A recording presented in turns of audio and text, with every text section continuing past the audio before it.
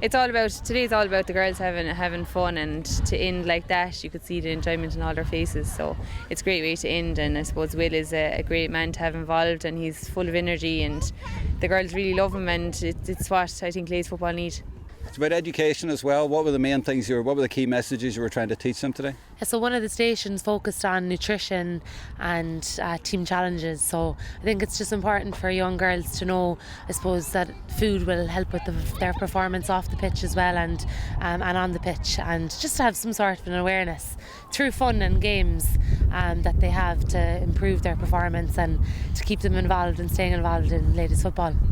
You two have both played at the top level. You've both won cups in Croke Park. Why are you so passionate here in Offaly on a Saturday afternoon in April to impart advice to these girls? I think the role model effect is just so powerful and often overlooked. I think that we need more presence of female role models, and we've played at the high level, but that means nothing if you can't impart that knowledge and experience on the younger generation coming up as well. So I think it's so important for them to see female coaches as well and have something to aspire to. So I think it'll stand to them, because I definitely didn't have enough female role models when I was younger, and I'm sure you would agree with that. So I think days like this they'll remember, and hopefully will empower them to stay involved. And Ardfinnan, your club, they've got such a history, and yet the future is so important, and I guess we're delighted to see them here today.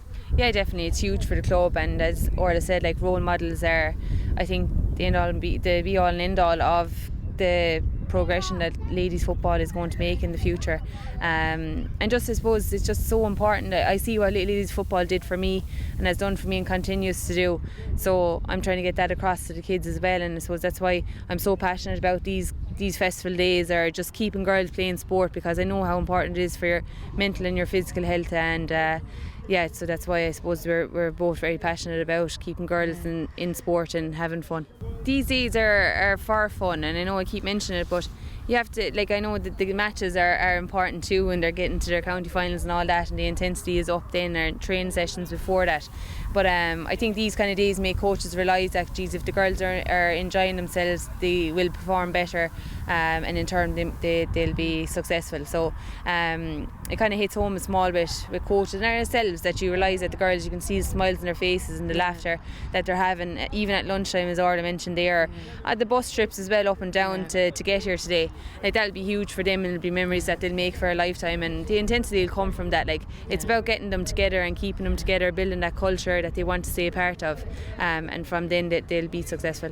And I think as well, just on that, coaches sometimes don't realise that you can actually use the football and have fun, that it doesn't have to necessarily be a separate thing, that they can actually still develop their skill and their coordination and their communication with having fun as well, being the key element there.